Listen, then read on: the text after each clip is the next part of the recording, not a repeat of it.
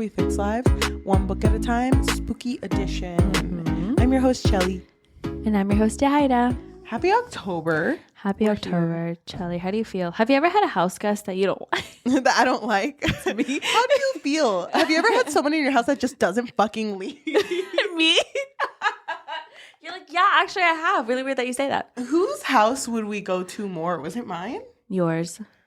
Well, before we used to go to mine a lot. Yeah. Yeah, we would always eat Domino's. We would always eat Domino's with pepperoni and bacon. And now I don't eat bacon. Well, I do, but not really. Yeah. It's like, yeah, I ate it yesterday, but so what? But that doesn't count, though. I didn't enjoy it, so therefore it didn't count. Oh my gosh. Well, if we're talking about house guests, I don't know. I don't think so. It's not. You have had a house guest that you didn't want around. Well, I've had people. Oh, you're right. Oh my God.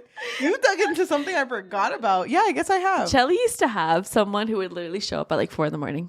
Yeah. Oh my God. I remember you told me that and I was like, does that mean you love her more? I fucking hate her. Why aren't I at your house at 4 a.m? If that was allowed, why aren't I there? Oh my God. That's so. I guess I have.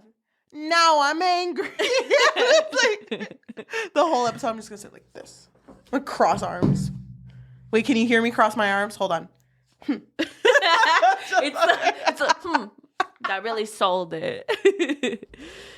So today we are going to be reading a, what is this called? The Houseguest and Other Stories. Dun dun dun. By Amparo Dávila.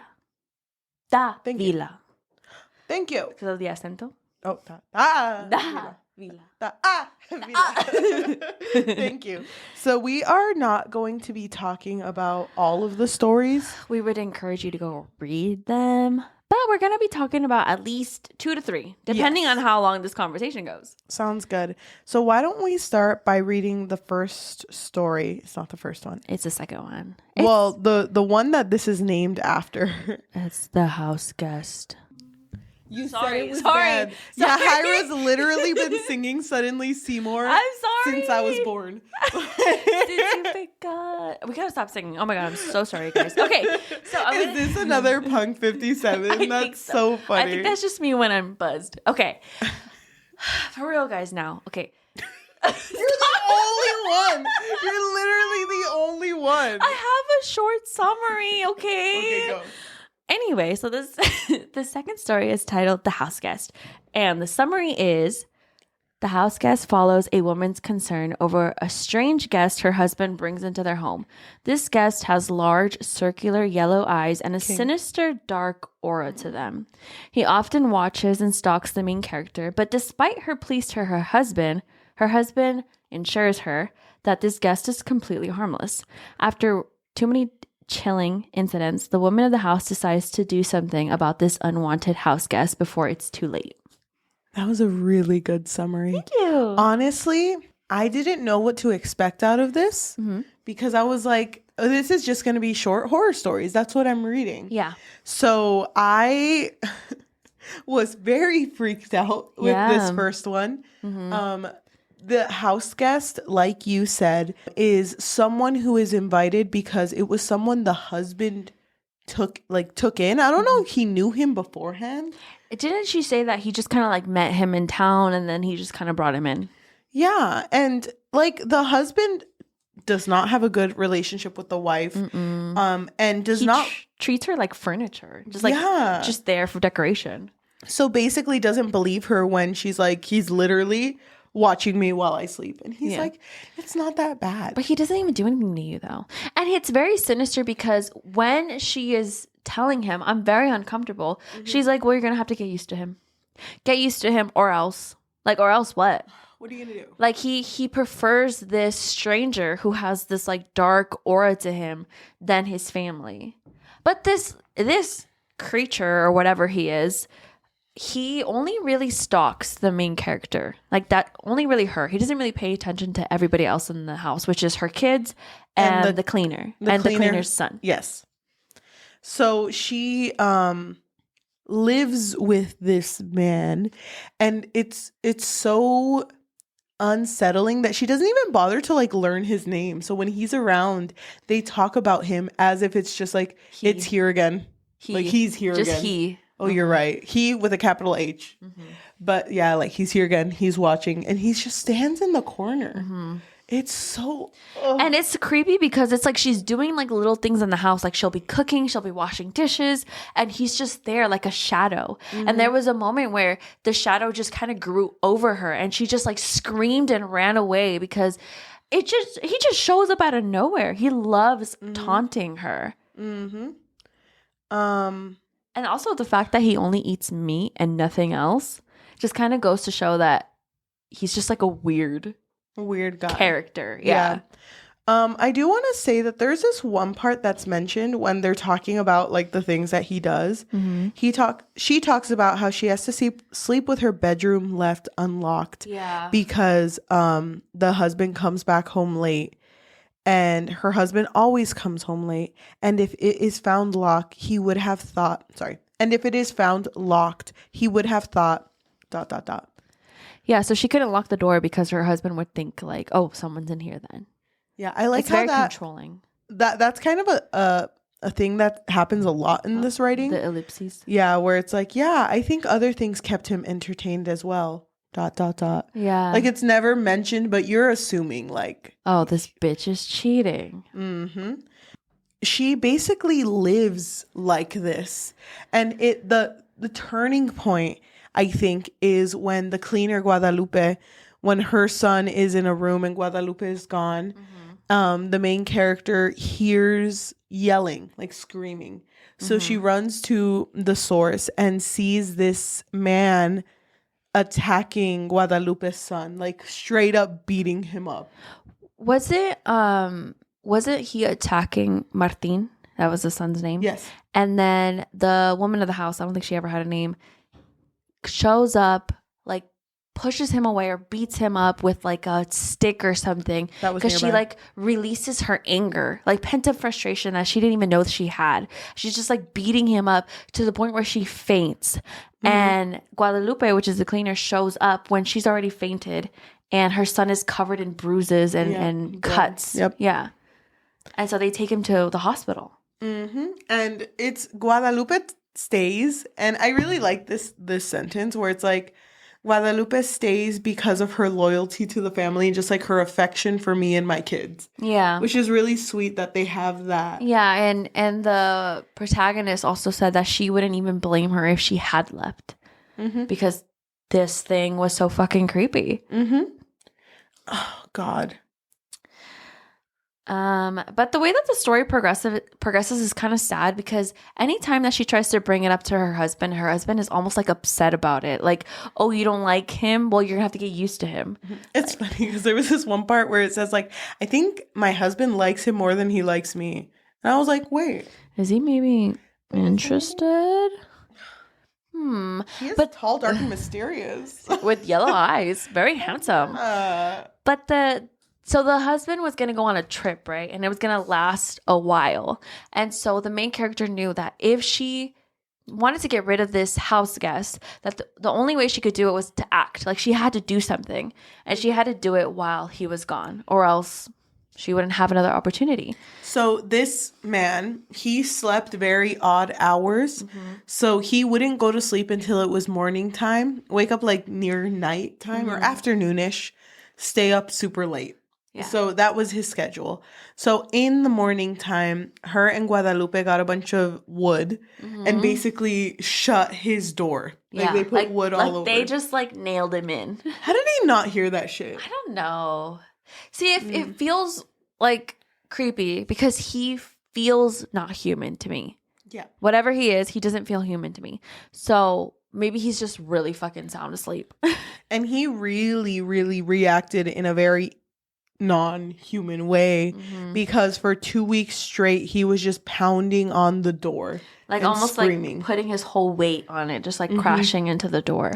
And he was just like whining and moaning, and she said that the cries were too much to handle sometimes, but that they just kind of like let it go on.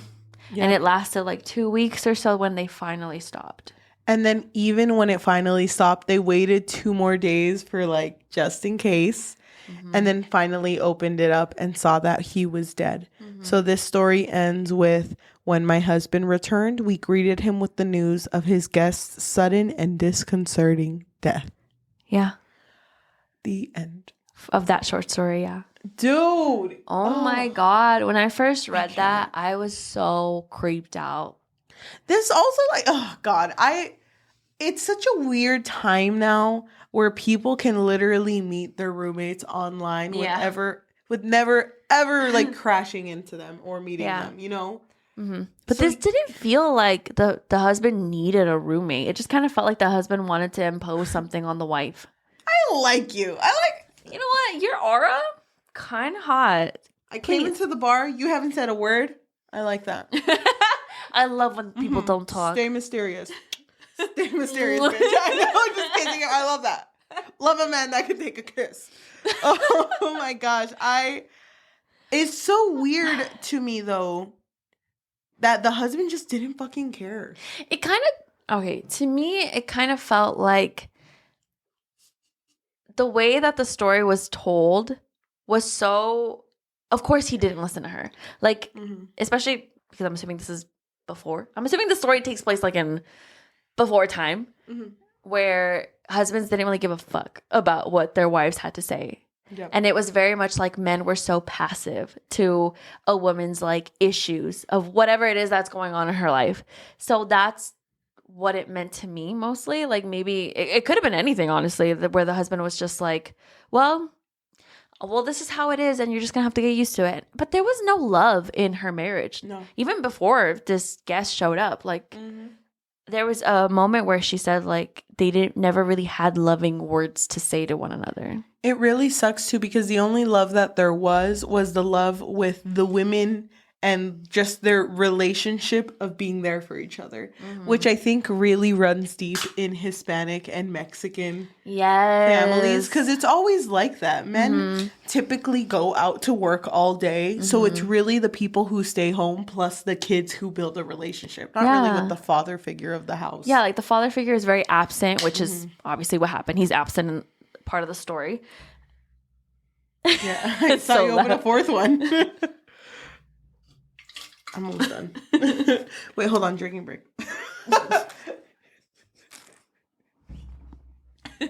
Sorry. Anyway, let's not get too drunk. I'm not. Me. No, you're literally. I wish you could see how many bottles. Stop. Don't call me an alcoholic right now. I'm not, but I'm just saying for sure. No, I'm kidding. We don't drink that much. We literally only drink when we're with each other. But the last time we drank was a while ago. But we drink a lot. The last time, yeah, it was pretty bad. It was pretty bad. I think that time you helped me into bed. That was the time where you were so drunk. But I dropped my drink and you told me the only thing you remembered was like, you were mopping? And then I went to sleep. Oh, yeah. All of a sudden you were mopping. I was like, okay. I have wood floors. You're going to get warped. But anyway, okay, let's focus on the story. So how did you feel about it? Like this short story? I actually really liked this short story. I did write at the end, what was the point in the husband allowing for this man to even live here, though? Like, I just didn't understand that. But now that you're talking about it, you're right. Back then, men didn't care about what women experienced. If they said something was supposed to happen, then that's how it would happen. Yeah. Even if it was for a dumb reason. Like their word was just law, pretty much. This man probably wasn't even paying to stay there. Yeah, he was just there, probably eating their food too. Yep. I gave it a 4 out of 5. This short story. Yeah. I did really like the story. I think I would want to see what other people think about it, because I feel like there's more you can take out of this story, but I don't know. Yeah, I like that. I really liked it too. I feel like I'd probably give it the same rating.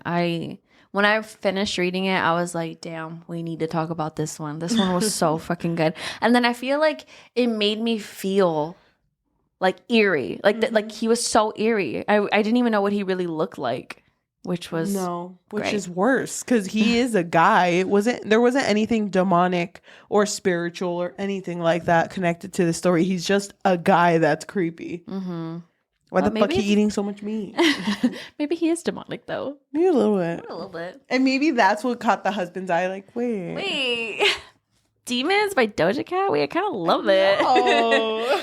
Okay, so the next short story that we want to talk about is titled The Cell. I did write a short summary. Basically, The Cell is a story that follows Maria Camino, who appears to be restless, anxious, and depleted of energy, but her family doesn't really seem to notice. She's constantly on edge, afraid of something that appears to be lurking in her room in the dark. But she finds solace in a man named Jose Juan, and then they get engaged. But once they're engaged to be married, Maria begins to view her fiance similarly to the way that she views this like creature in the darkness of her room. Love that. Vibe. I vibe with Maria at the beginning of this story because she's just kind of like, I don't fucking care about this shit. I just want to knit. Yeah. Hang out with my knit buddies. Like, she doesn't have any knit buddies. I don't want to hang out with my fucking sister Clara. The only thing that's claro in this relationship is that I don't want to hang out with you. That means clear. Thank you. Thank you for translating. I felt really bad for Maria because in the beginning, I just felt very connected to her because in the beginning, her family did not notice at all that she was anxious. Yep. That she like came out of her room like 30 minutes too late or whatever it was. And I like that her mom waited until she got to the kitchen and, to eat. Before they started eating. But even though she was so fidgety and obviously there was something that was clearly bothering her because she had fucking bags under her eyes, Gucci bags, if you believe it. Like they're rich. Yeah. Like they didn't really say anything to her. Like they didn't notice. And I just felt so bad for her. And we figure out very early in the story that every night there's just someone who comes into her room and watches her. Yeah. Yeah, so she's always anxiously looking at the clock, just like, oh my God, it's almost time. You know, like kind of like counting down the hours of the day. And I'm thinking if it were me, no. Like, no. I would not go home. I would not go home. Because I'm just going to look at this guy and it's just like. He's just like. I feel like this is during a time when you have to be home, though. Like, you can't leave the house unless you're married. Yep. So I completely understood the fact that she ended up finding like a solution in her head where her sister was with someone, and I think this person's cousin would show up as well, and they would be playing card games while Maria was knitting. Eventually, she was like, you know what? I'm going to get closer to this guy. And she even said it that even though she was very shy, she still did it. So she started talking to Jose Juan. Yeah. And Jose Juan was really sweet. Yeah. They were so like instantly clicked. And even she liked Jose Juan. Yeah. Like she felt the tenderness of the relationship. And she did want it to work. And very quickly he proposed to her. And it was around November-ish, I believe. And they had planned a wedding for January. And she was like, as much as I'd like to move it up so I don't have to see this guy anymore, the guy that goes into my room, I want to make it seem normal. So I just have to wait for January. But throughout that time while she's waiting, Jose Juan kind of gets kind of annoying. Yeah, like she starts to describe the situation as like, I don't know, like to me it was like nails on a chalkboard. Like anytime he would speak, she was just irritated. She was obviously tired of him just being around her. And to me it was interesting because the way that she described this thing in her room was just the way that she started to describe Jose Juan almost. Like the way that she was feeling at least. Yep. It was like, oh, now she started to dread having to hang out with Jose Juan. And then almost like she would find solace in going back to her room for the night. Like she looked forward to it. Yeah, because she wanted to get away from this man. And then when she figured out that Jose Juan was going to go to New York for like 2 weeks, I think. Like for work, yeah. That was the first time that Clara says in a very long time that she looked happy. Like she was joking around. She was smiling. And then when she figured out that Jose Juan didn't end up going, she was so devastated. I think because she was too happy and he was like, I can't leave my girl. Oh, look at her. She misses me. She's going to miss me. I'm going to do the Jose Juan thing and not leave. I'll stay for this bitch. I mean, queen. He would never call her a bitch. No, he never. loved her. He really did. And he seemed like such a nice person. So it's really devastating to me when she started to just hate him. Like she really hated him. So I think most of our conversation is going to come with the last 3 paragraphs of this story. Okay, so go ahead and explain them. I'm going to read them, but I'm going to pause throughout. So on New Year's Eve, December 31st, if no one knows, Senora Camino, her mom, prepared a splendid dinner. Only their closest family friends and the Olagubiels came. Clara looked beautiful and happy. They had decided, she and Mario, to hold a double wedding with, Maria and Jose Juan. And so her sister. Maria was pale and somber. She wore a close-fitting white garment on Italian brocade, long like a tunic. She hardly spoke all night. Everyone else enjoyed the dinner, but Maria knew very well where her only happiness was to be found. So does that mean she wanted happiness in being in her room? I think so. Because it even mentions that the time. Yep. And the party stopped. And the party was long and draining. The hands of the clock did not move. Time had stopped. Now, too, time has stopped. And then it's italicized. So I think this is her now thinking it. What a cold, dark room. It's so dark that day emerges with night. I no longer know when the days begin or end. I want to cry with the cold. My bones are frozen and they hurt. I'm always on top of the bed, flung aside like a rag doll, hunting flies, spying out the mice that helplessly fall into my hands. The room is filled with corpses of flies and mice. It smells of damp and putrefying mice, but I don't care. Let other people bury them. I don't have the time to. This castle is dark and cold, like all castles. I knew he had a castle. I'm guessing she's talking about Jose Juan. Yeah. How lovely to be a prisoner in a castle. How lovely.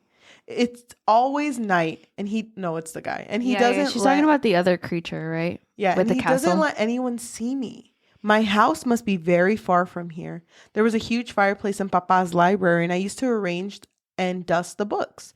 I want a fireplace to warm myself up, but I don't dare mention it to him. I'm too frightened to bring it up. He could get angry. I don't want him to be angry with me. I didn't say a single word to those men who came. He could show up and catch me. I hid in bed and covered my face with the blankets. We're always together. Where are Mama and Clara? Clara is my older sister. I don't love them. I'm scared of them. Don't let them come. Don't let them come. Maybe they're already dead, and their eyes are open and shining like Jose Juan's that night. I wanted to close his eyes. It scared me to have them staring at me. His eyes were open, very wide, shining brightly. You'll be a beautiful bride, all white. The moon was also white, very white and very cold. And since it's always night, he comes whenever he wants. We're always together. If it weren't so cold, I would be completely happy, but I'm very cold and my bones hurt. Yesterday, he beat me cruelly and I screamed and screamed. Jose Juan got very cold. Very cold. I didn't let him fall, but rather let him slip down gently. He was bathed in moonlight and his eyes were staring. The rat's eyes are staring too. He went to sleep on the grass beneath the moon. He was very white. I was watching him for a long time.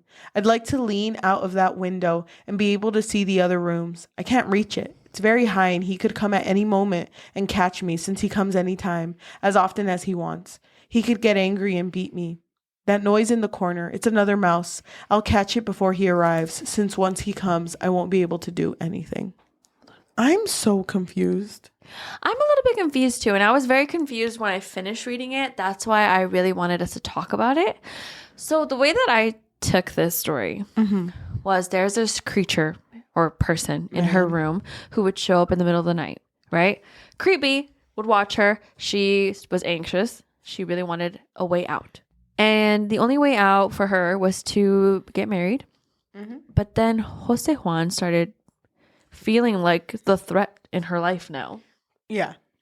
So at the end of the story, it almost feels, I don't know, to me, it almost feels like she's in a loop. I don't know how to describe it. Like, to me, it's like you go into her room and it's like whatever the situation is, she's just in a shitty situation. Yeah. So whether that be with this person, creature, whatever that's in her room or Jose Juan, like she's just a prisoner. Like I think that's why it's called the cell, because she's always like in a cell.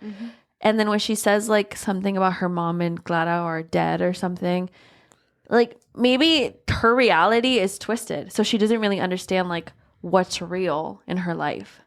Yeah. I mean, she put herself out there to the point where like it wasn't her what she was doing. Yeah. So I don't doubt that she would have gone a little crazy. So I feel really bad for her.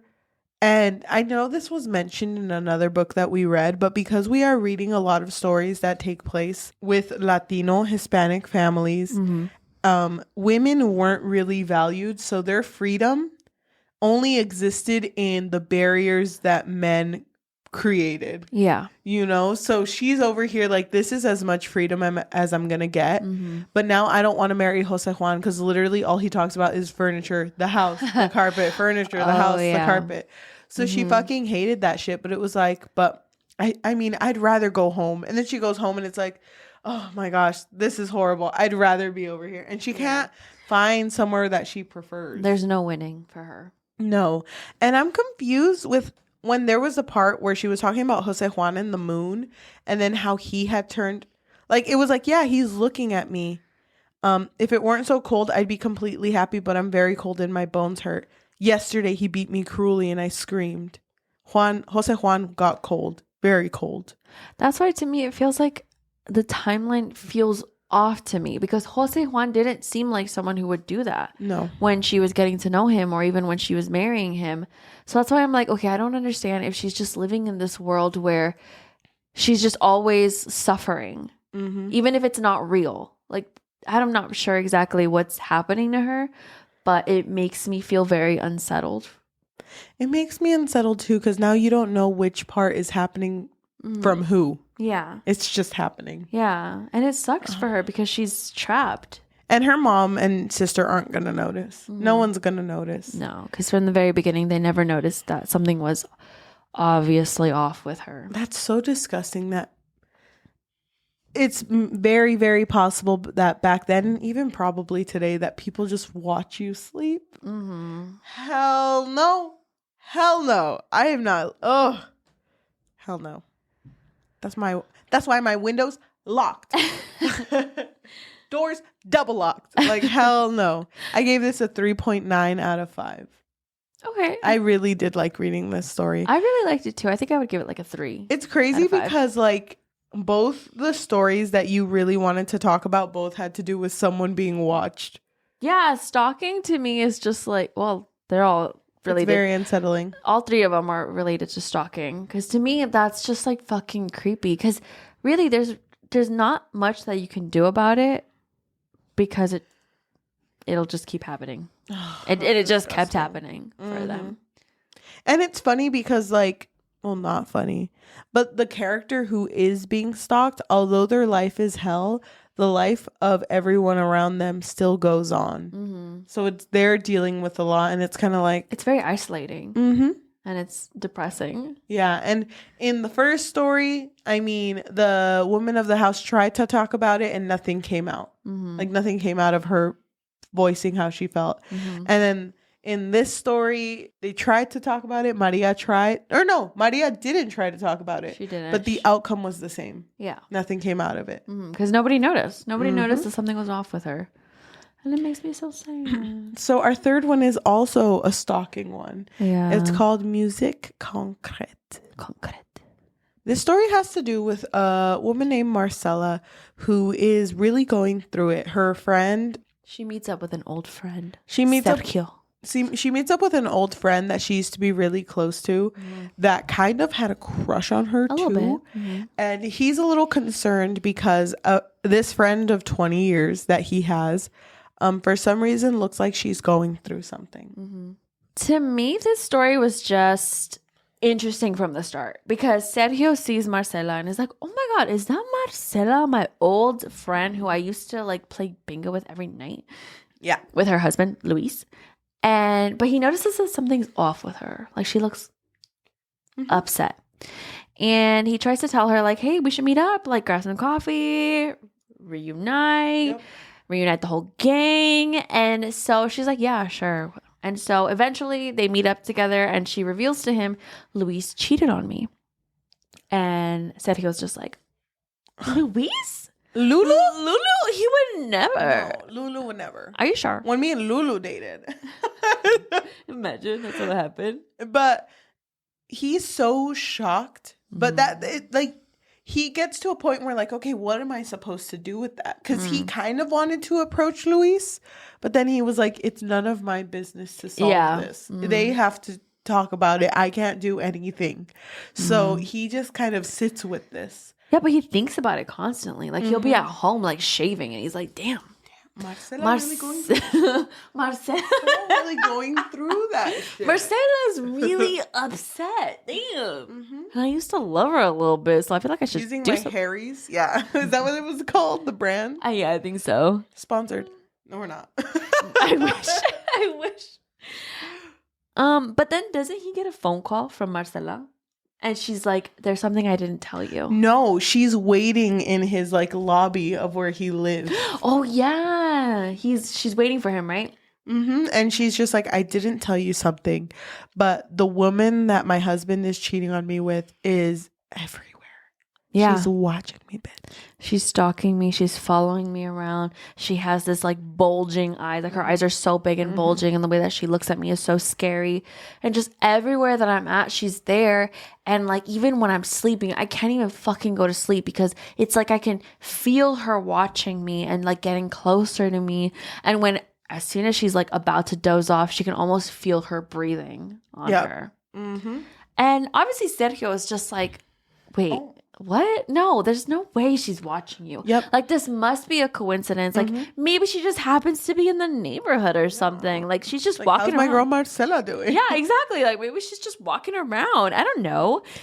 So he tries to, like, calm her down. But Marcela is agitated. She obviously has not gotten any sleep for, like, the past week or so. And Sergio tries to, like, calm her down. But also, he doesn't really understand the severity of it. Yes. I thought at this point Sergio was going to be like, come sleep over. You know what? I expected that too. You know what I thought was going to happen? I thought she was going to sleep over and then he would start feeling like someone was watching him. Ew. That would have been amazing. I hate that. That's what I wanted. I did want him to take that. Like, I did want him to look out for her, but he didn't. She ended up going home and I'm a little confused with this because it's a frog? I don't fucking get it because she's being watched, bulging eyes. Luis is cheating on her. Oh my god. But then that bitch, Luis. But the thing that was watching her was a frog. It was croaking. Thank you. No, she was just a croaking bitch. No, it was a frog. No. Maybe. I don't remember. She was just a bitch that said ribbit sometimes. Is that so wrong? Who does Love sitting on lily pads and shit. Who doesn't say ribbit every now and then? No, it was literally a frog. The toad doesn't exist, or rather toads do exist, of course, but not the one you think, not her. It's just a normal toad that's gotten into the habit of coming to your window every night. But, okay, is that what she said or he said that? He said that to her, and then it's like, you don't understand, Sergio. It's hard to explain. That's why I hasn't told you. I still don't know how to say it. Okay, but wasn't that just his way of trying to explain why there's croaking? Yeah, like what was happening to her. I don't think so. I think this bitch was just scared of a frog. No, because then explain the ending. He kills a frog.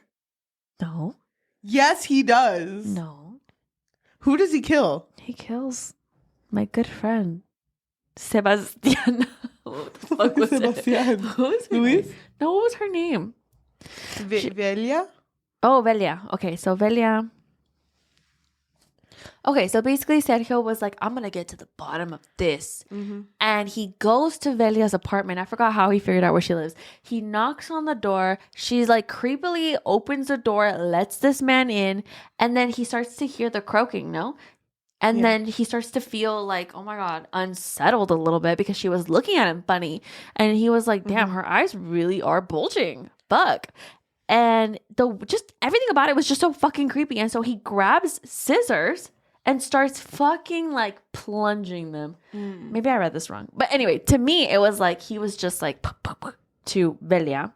And then he leaves. And then doesn't he call Marcela and he's like, babe, I fixed it for you. You don't have to worry about nothing. You can sleep tonight. Because she hasn't slept in like a month. When he walks out onto the street, it's already dark. He turns the corner and sees Velia's car with Velia waiting for him inside it. Before joining her, he stops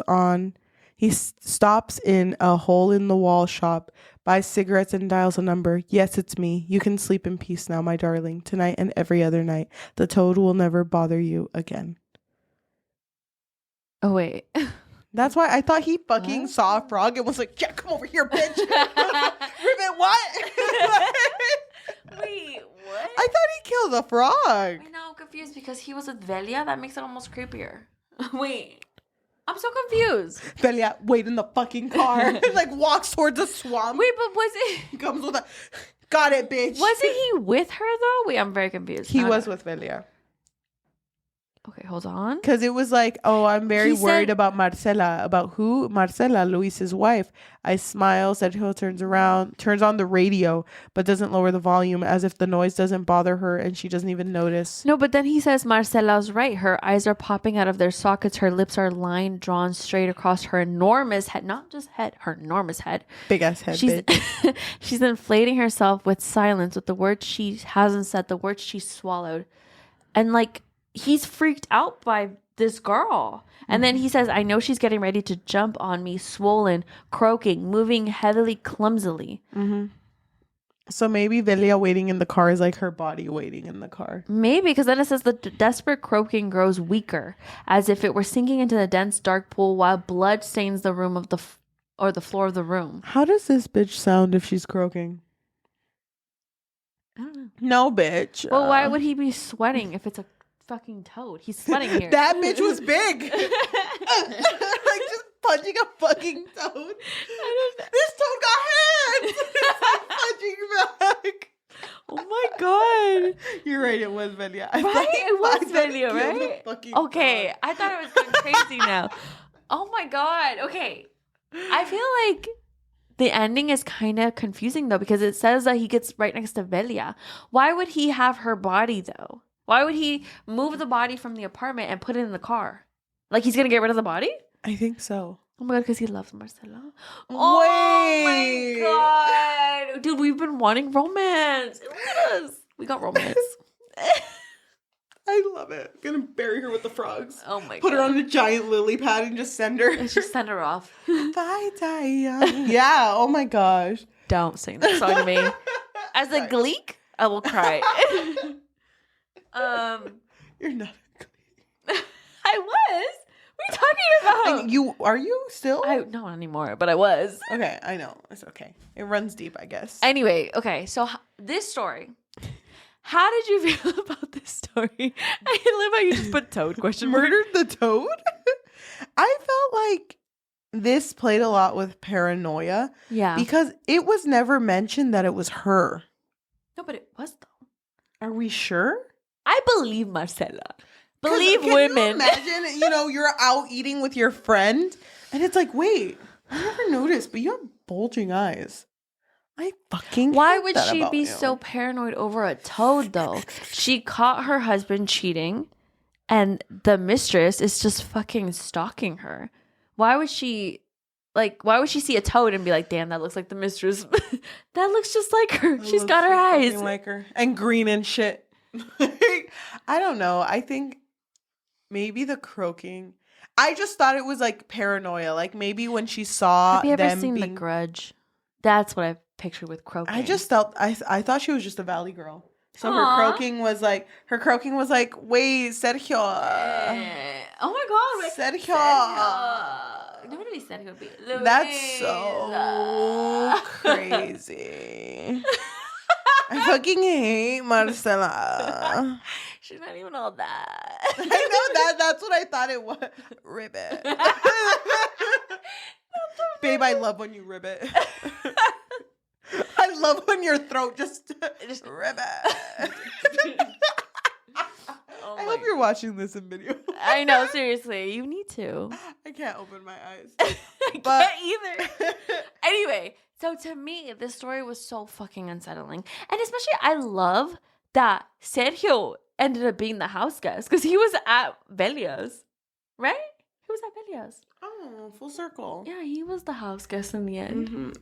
And then after he killed Velia, he went to a bar and was like, I'm just gonna go drink and stuff. And he just killed someone, so his eyes are like yellow, and then he meets someone and starts living in their house. It's the start of the first story, the house guest. Oh, full circle. Oh, wait. I kind of love that. Yeah. No, that's not what happened. Well, I felt like the story was very creepy, especially when he went into her home. I was like, bitch, why are you at her home? So that part to me was very creepy. Well, now it makes more sense to me. I thought he murdered a toad. Oh my God. Why would he murder a toad? I don't know. People croak. You know that, right? People croak. You know what croak means? It means... Yeah. I mean... Oh, whoa. Well, she croaked. Yeah. My last yeah.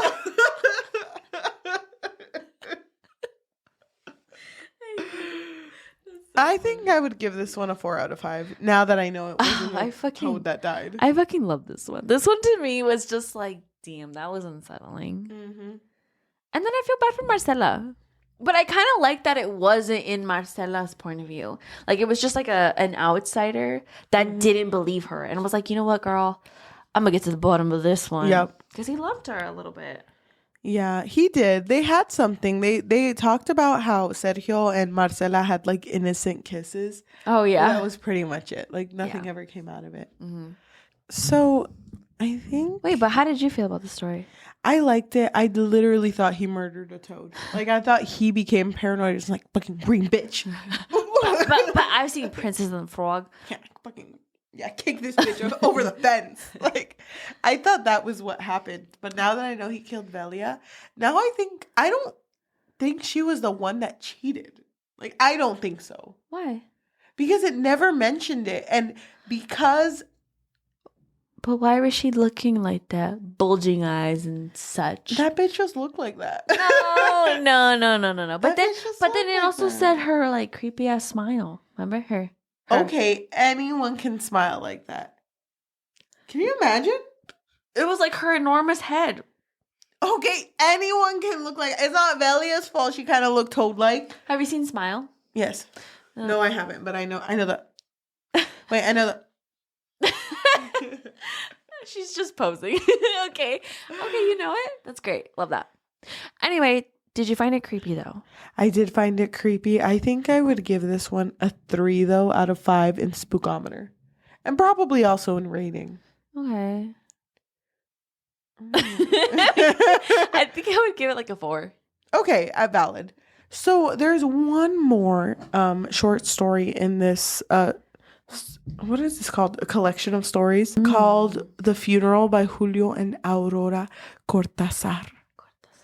And this one is weird. So I just want to talk about this one because of the ending. So this story centers around a man who wakes up in the hospital and basically figures out that he does not have much time left to live.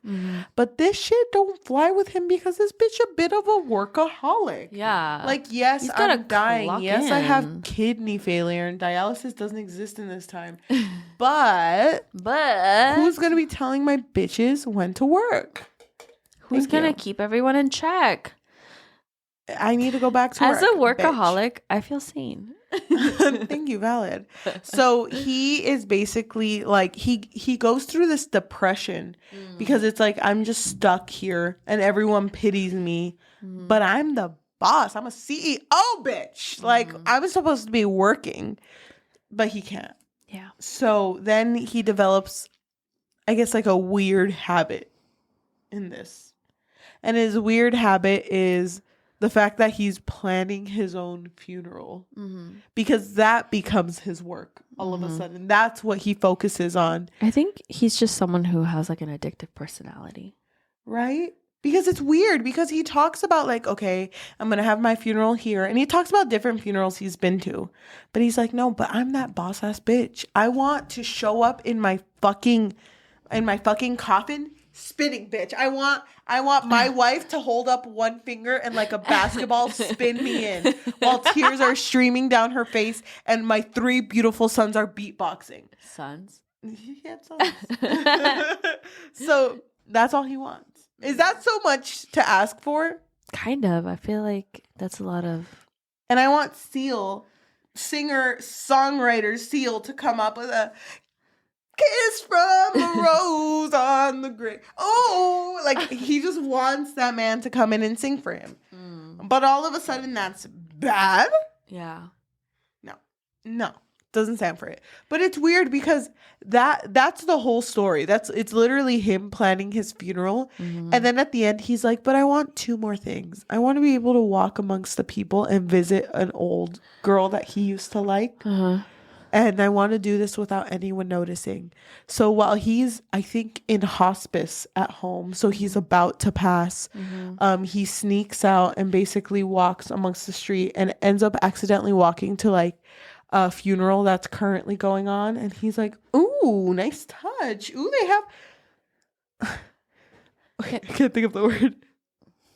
Ooh, Jump in the Cadillac by Bruno Mars. Like, it's looking pretty good. But then he sees himself. Yeah.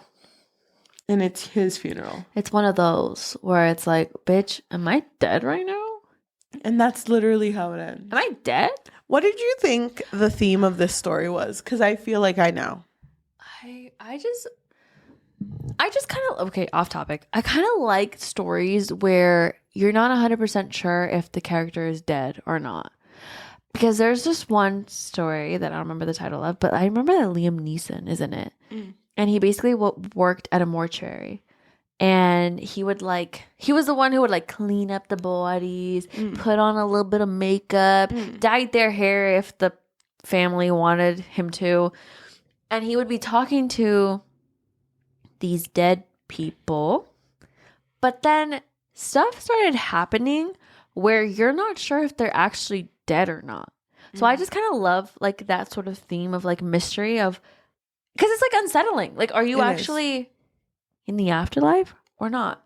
But to me, I'm not 100% sure what the theme is of this one, but I feel like to me it felt very unsettling because he was a workaholic and he became fixated on preparing his funeral, and then at the end he's almost like attending his funeral or seeing it at a distance. So the reason I want to talk about this one, because I feel like the spookometer level for me on this one out of 5 was a 5. I don't like this one. Like spookometer 5, rating probably 5. I would never read this shit again. Why? Because I hate the idea of like, I don't want to read a story of someone who missed their own death because of their hyperfixation. Because I feel like that runs true for a lot of families when dealing with grief. Like you miss out on a lot because you're unwilling to see what's happening and just enjoy the moment. So I fucking hated that shit. And I think that's what happened to him. Like he all of a sudden woke up at the hospital and didn't get to enjoy his rest before his final moments because he decided to do something else. And then at his final moment, missed his final moment because he was doing something else. Dude, that is amazing. I don't know. Like it felt really sad to me that this is how the story ended. Yeah, it's sad to me too. And like we have to consider too, and it's not the same for every family, but many Hispanic families, mostly those that are in America, are lower income. And you can't afford funerals like this. And the fact that he spent all of his energy to do that, but not value the people around him, value his rest, value his time, and instead focused on that and missed it. Yeah. I don't know. It makes me sad. And I don't think, although I really like the story, and like I said, I'd give it a 5 out of 5. I don't think I would read this again because I don't like the way it makes me feel. I think I would agree with you. Even when I got to the end, I was like, damn. It's like being unsettled for a whole different reason because I could see this happening. Yeah. I could see it happening too. Not in the way that I can see someone in my life being a ghost and watching their own funeral. Yeah. But I can definitely see someone working till their last moments, which sucks. Yeah. And he did it he was not selfless. You know, he was selfish. He did it for himself. He wasn't thinking about how this affected his family at all. And I don't know, it seemed like he had a very loveless marriage on his side. Yeah, definitely. You know? He's just too preoccupied thinking about chambeando. Dude, the chamba. You're right. Never mind. I switch how I feel about this. But I think I would give it a 4 out of 5. Oh, nice. I think out of these, my favorite was Houseguest. Houseguest was really good. Yeah, I think Houseguest would be my favorite. I think this one was my favorite, The Funeral, but I don't want to read it again. But out of all of them, I would read Houseguest again. Yeah. Just to see what other people think about it. I think I would recommend it. But this book, Houseguest, has several collections. So I do recommend you read it because there's so much more that we didn't talk about. But thank you for everyone who is listening to us on audio form, whether that be Spotify, Apple Podcasts, Amazon Music, or anywhere you get your podcasts on. If you can please leave a rating of 5 stars. I think that's good. Yeah, that would be really, really nice. I think it's definitely helped us out a lot because more people have given us 5 stars. So I think we've just been recommended more because we've definitely seen an influx of people who have been listening to us. Yeah. So if you can do that, and please leave a review if possible, recommending to us what you want us to read next.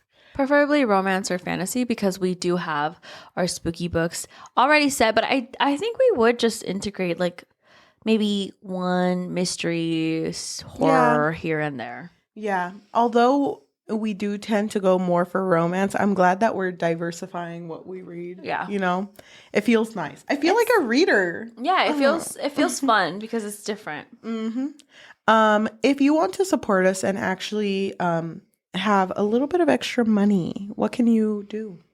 So we did make a Patreon, and at the moment it really just serves as a way for our listeners to let us know that you really enjoy what we do. I mean, we do 2 episodes a week most times. And yeah, if you just are interested, you can find us on patreon.com/bookfix. And if you would like to follow us on social media, we do have I skipped one. We do have a Instagram and Threads under the Book Fix Pod, and a TikTok, an active TikTok under the Book Fix. If you are watching us on YouTube, thank you so much. If you can like, comment, subscribe, and hit that notification bell because we post every Tuesday and Thursday. Thank you so much. Thank you. Why don't we end with reading a review of this book? Okay. Why don't you look up the bad review? Because I know how much you love the unhinged ones. I feel like you find better ones, but okay. So this one comes from Kus on Goodreads, who gave it a 5 out of 5. And it is written in Spanish, so I'm going to try my best to translate it. Okay. I believe that it has become my favorite anthology for horror. There are multiple of my favorite authors in this. If I could give this 1 million stars, I would. But I'm going to have to settle with recommending this book until my last days. What a marvelous thing. Thank you. And I have a 1-star review from Kylene. This is coming from Goodreads. They wrote, I picked this up expecting to be chilled, spooked, other words like that, and was so endlessly bored and muddled. A couple stood out, but otherwise every story in this collection feels the same.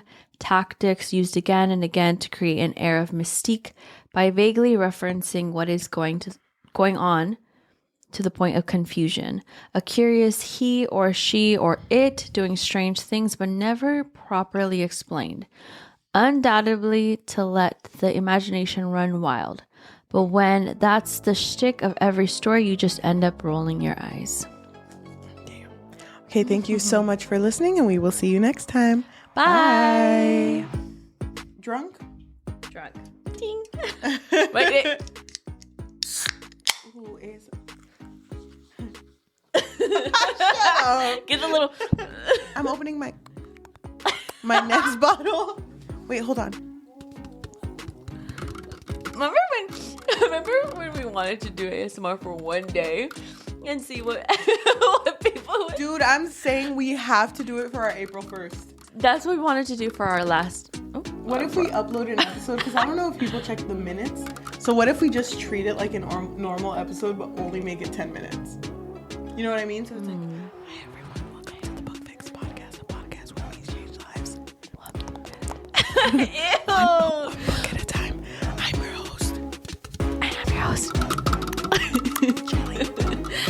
I feel like it's very hard for me to stay quiet. Yeah, I'm just gonna. It's so hard for me to stay quiet. I feel like I naturally just like go.